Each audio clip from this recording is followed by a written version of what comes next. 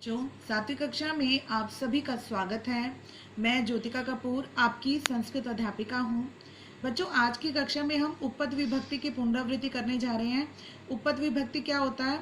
ऐसे शब्द होते हैं जिनके साथ कोई विभक्ति, हर विभक्ति ना कुछ शब्दों के साथ जुड़ी होती है कि सदैव अगर ये शब्द हैं तो उसके साथ हमेशा यही विभक्ति लगेगी।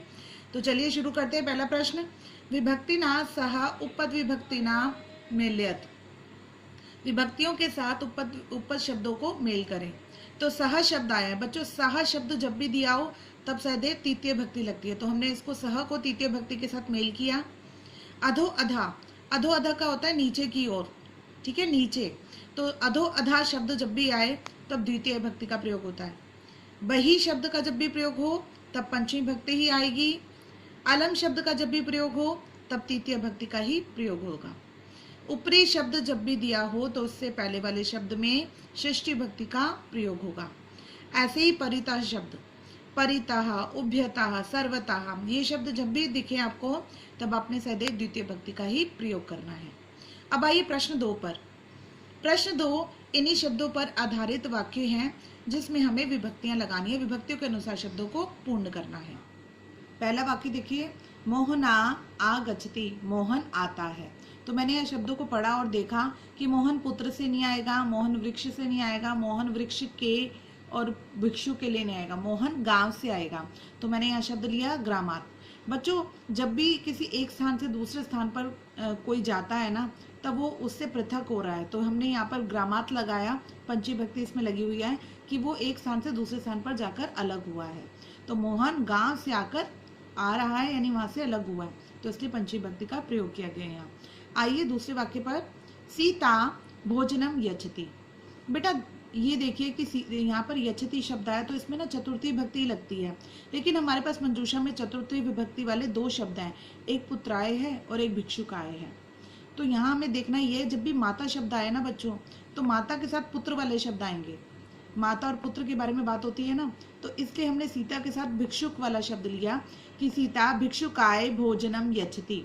सीता भिखारी के लिए भोजन को देती है। भिक्षुक बेटा मांगने वाले को भिखारी को कहते हैं, ठीक है। नेक्स्ट देखिए, अगला देखिए, फलानी पतंती, फल गिरते हैं। फल कहाँ से गिरेंगे? वृक्ष से फल गिरते हैं। तो यहाँ पर हमने लिया मंजूषा से वृक्षात, वृक्ष से फल गिर रहे हैं अर्थात पृथक हो रहे हैं, इसलिए यहाँ पर पंचमी भक्ति का प्रयोग हुआ है। आइए अगले वाक्य पर, माता वस्त्राणि आनयति। माता पुत्राय वस्त्राणि आनयति। माता पुत्र के लिए वस्त्रों को लाती है। बच्चों, कई बच्चे ना इसमें जो है कंफ्यूज हो जाते हैं कि भिक्षुकाय है या पुत्राय है, तो इस बात को ध्यान रखिएगा। यदि माता शब्द है तो माता के साथ पुत्र, पिता है तो पिता के साथ भी पुत्र, इस तरह के शब्दों का प्रयोग होता है।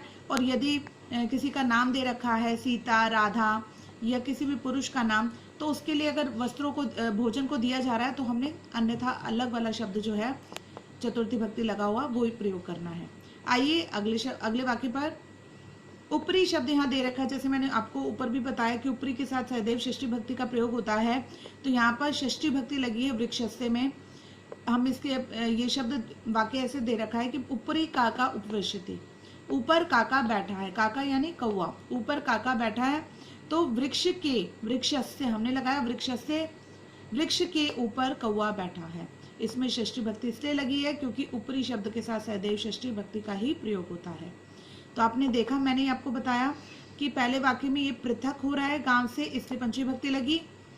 अगर किसी के लिए कोई चीज दी जाती है, यच धातु जब भी आए तब आपने चतुर्थी भक्ति वाले शब्दों को ही रिक्त स्थान में लगाना है, तो इसलिए हमने यहाँ भिक्षुकाय लिया। और जब भी आप कोई चीज गिर रही है, पृथक हो रही है, उसके संदर्भ में फिर पंचमी भक्ति का प्रयोग होता है। और यहाँ आन्यति, वस्त्रों को लाती है माता, तो माता के संदर्भ में ना हमेशा पुत्र शब्द का प्रयोग होता है। तो माता पुत्र के लिए ही वस्त्रों को देती है, लाती है, तो हमने यहाँ पर पुत्राय लेना है।